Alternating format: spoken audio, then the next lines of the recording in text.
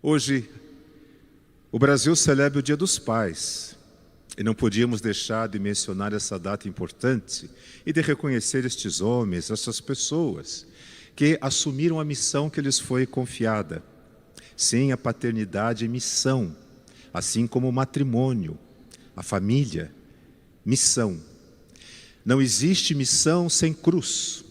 Isso nos mostrou Jesus. Portanto, aquele que abraça a missão de constituir família, aquele que se torna pai, deverá saber também que ele está abraçando uma cruz. E assim como Jesus, deverá levá-la ao longo de sua vida, para que dela ele possa ressuscitar e receber a recompensa que só no céu se poderá encontrar. Portanto, ninguém de nós sabe ao certo como é que a missão acontecerá.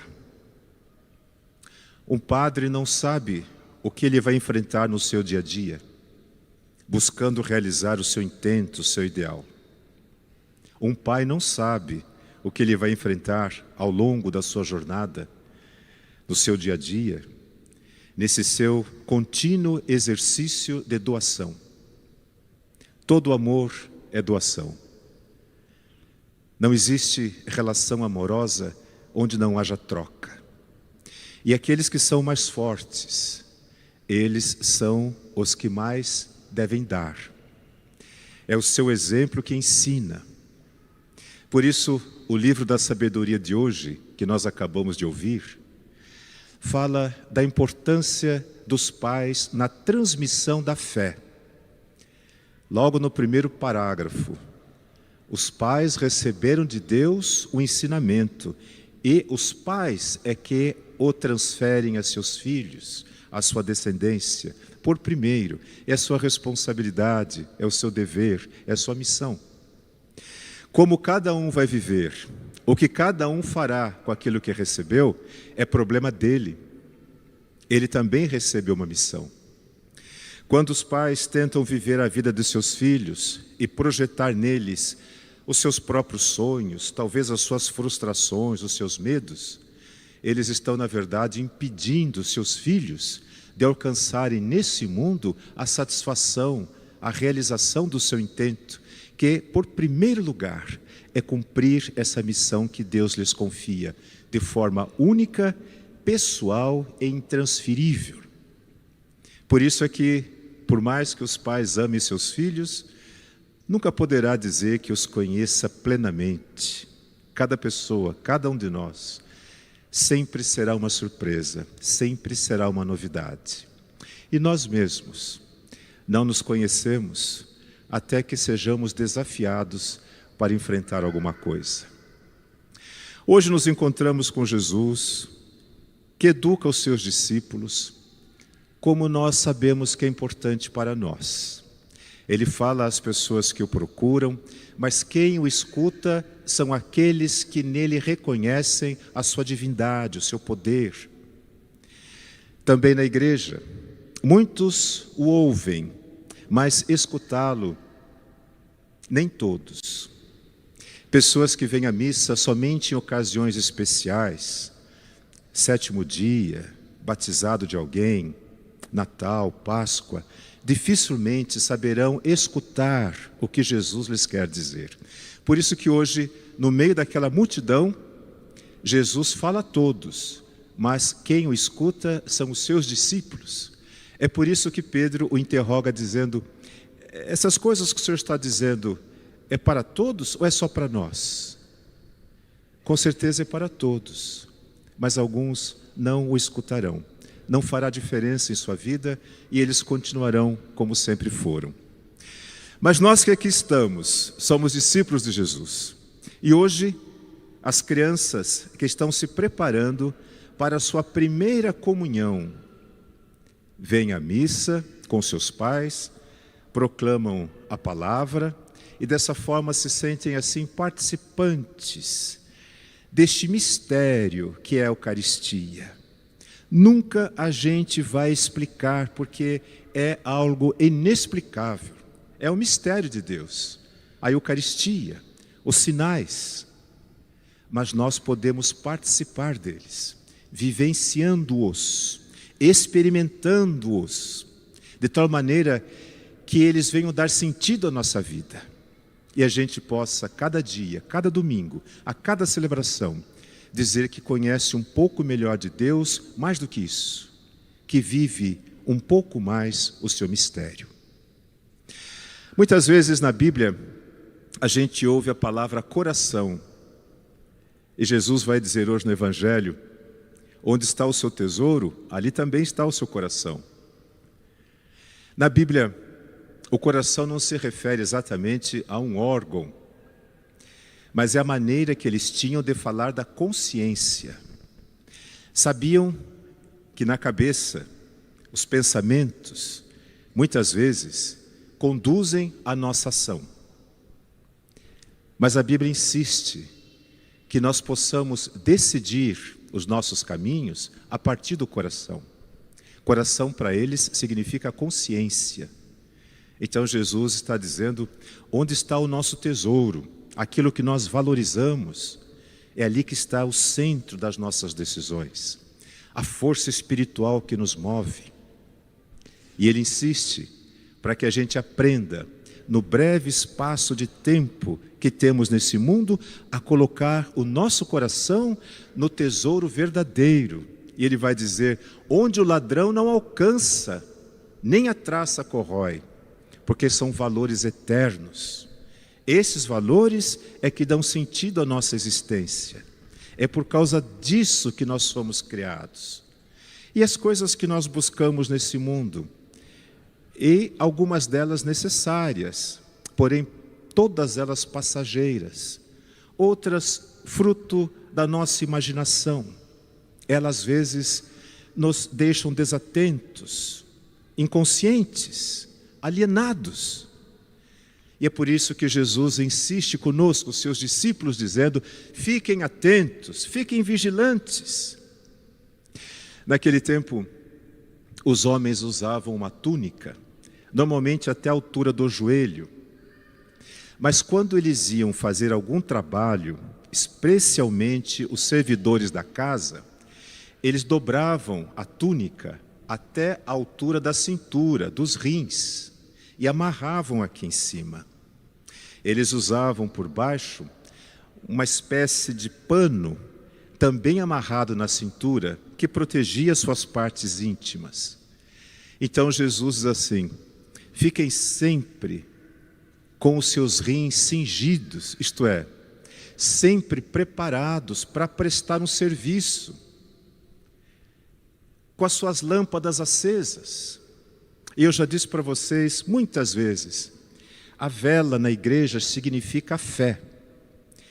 Tremulante, frágil, um sopro pode apagar, mas é a chama da fé que nos faz caminhar nesse mundo tantas vezes na obscuridade, quando não na escuridão completa, sabendo para onde estamos indo. Então Jesus insiste, mantenham acesas as chamas, para que vocês saibam por onde caminhar nesse mundo cheio de armadilhas, de atalhos que não podem levar a lugar algum. Portanto, para nós que somos os discípulos de Cristo, o ensinamento de hoje nos fala de uma esperança que o mundo não pode tirar de nós, porque ela vem de uma promessa feita pelo próprio Deus e que nossos pais nos transmitiram. E aqui, pais, não é somente aqueles que biologicamente nos comunicaram a vida, mas aqueles que têm autoridade. Então, nossos pais, nossos antepassados, os santos, como diz a primeira leitura, aqueles que foram fiéis a Deus e por isso foram achados dignos de serem levados à presença dEle, são nossos pais na fé. Eles é que nos transmitem, com o seu testemunho, com a sua coragem, com a sua dedicação, com a sua abnegação, aquilo que significa viver segundo a vontade de Deus. Jesus usa nessas parábolas símbolos que são próprios da sua cultura. Então, ele fala de nós que somos os administradores dos bens eternos. E aqui estão os padres, mas também estão os pais, os responsáveis, todos aqueles que assumem na sociedade um ofício. 3 pessoas ou 3 categorias de pessoas representam a totalidade do que nós podemos fazer. Deus nos confia a administração dos seus bens. E aqui um parênteses pequeno, mas, por exemplo, os pais em casa são administradores de um bem inigualável. A família. A família é a base, é a origem de todo o bem que há no mundo. É na família que a gente aprende o respeito, na família que a gente aprende a partilhar, na família a gente aprende a abnegar-se. Quando é que a gente poderia imaginar que poderia cuidar da mãe doente, lavar o pai, trocar a sua fralda, visitar um avô, uma avó e dedicar, quem sabe, alguns minutos de atenção para aquilo que eles têm a dizer, para aquilo que eles querem contar? A família nos ensina a ser humanos. Por isso são os pais administradores desse bem inigualável. O próprio Deus se fez presente nesse mundo a partir de uma família, a família de Nazaré, para nos mostrar a importância desta relação, e que hoje nós sabemos não se limita apenas a essa conformação tradicional, mas família hoje ganhou um significado muito amplo, e pessoas que se amam, pessoas que vivem juntas, pessoas que cuidam de si e trocam afetividade e que se dão segurança. Ali está uma família. Não apenas aquele que gerou, mas aquele que cuidou, aquele que está lá, aquele que ficou, aquele cujo amor foi maior do que os desafios. Ali está uma célula de família. E nós sabemos que hoje as pessoas, elas têm essa liberdade de buscarem um sentido para a sua vida, segundo o impulso da sua própria natureza. Mas também eu penso naqueles que exercem ofícios na nossa sociedade, médicos, advogados, professores, mas também coletores de lixo, faxineiros. Todos nós temos papel, e nós podemos fazer isso de uma forma a colocar o melhor de nós naquilo que estamos fazendo. Um profissional liberal, que não presta serviço a quem o procura, somente pelo interesse comercial ou financeiro, mas porque está diante de si uma pessoa que precisa dele, este é um profissional que está administrando um bem que recebeu de Deus, o seu conhecimento. O médico detém o conhecimento que muitos de nós não possuem, mas a ele foi confiado. E ele pode usar o seu conhecimento para fazer o bem aos outros. E a gente sabe quanto isso é importante, é quando a gente precisa dos cuidados de um médico, e a gente não pode pagar. É quando a gente precisa ir para o hospital e não tem um plano de saúde.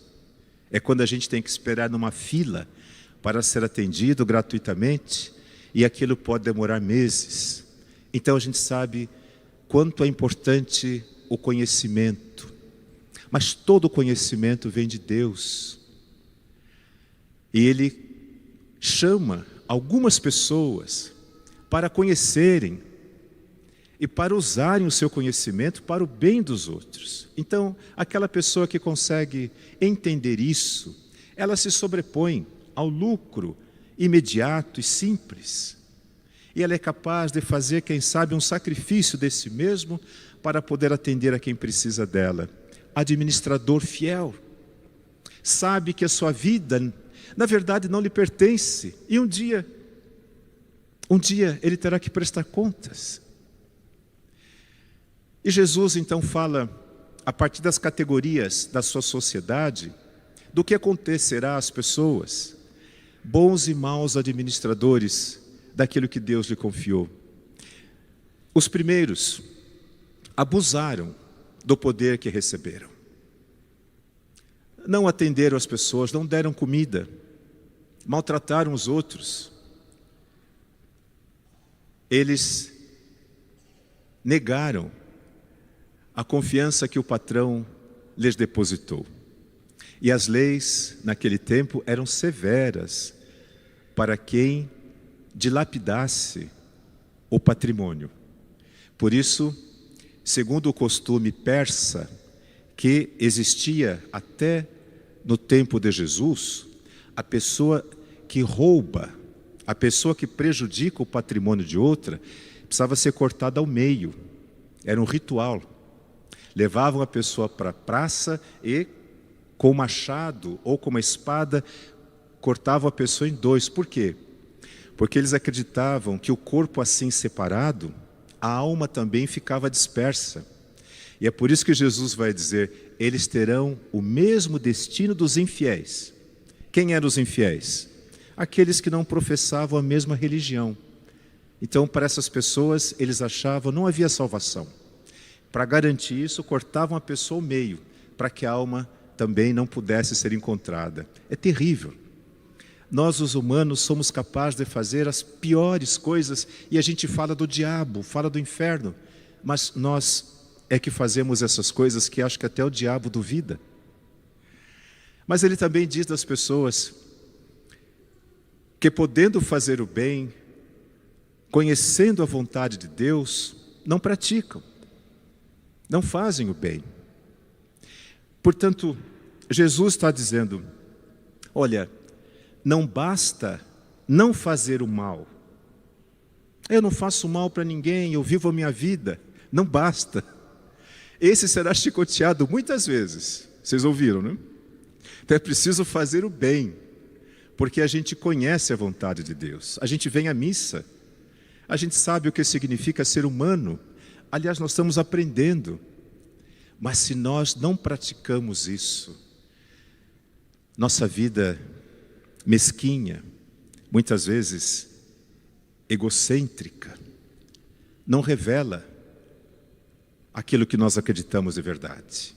Nós acabamos por nos encaixar, nos acomodar e caímos nesse liquidificador das conveniências e queremos ser igual a todo mundo e cuidar da nossa própria vida. Mas também tem aquelas pessoas que não conhecem a lei, segundo Jesus, e por isso não a praticam. Serão chicoteados poucas vezes. Era o costume. Por isso Jesus se vale dos padrões da sociedade. Hoje nós não fazemos isso. Então, certamente, a parábola seria baseada nos costumes da nossa sociedade para que se tornasse clara para nós. Mas nós entendemos bem. Nós sabemos de que Jesus está falando. Ele voltará a este mundo e disso nós não podemos duvidar. Não sabemos quando, nem saberemos como será. Mas Ele nos garantiu que não será mais como da primeira vez, que Ele veio na forma humana e viveu como nós, experimentou as nossas dores, chorou e sangrou como qualquer um de nós. Não será mais assim. Ele virá para exercer o julgamento. Ele virá para estabelecer, por definitivo, o reino de Deus. E naquele dia, felizes seremos se Ele nos encontrar vigilantes, dispostos ao trabalho, prontos para servir quem precisa de nós e com a chama da nossa fé acesa.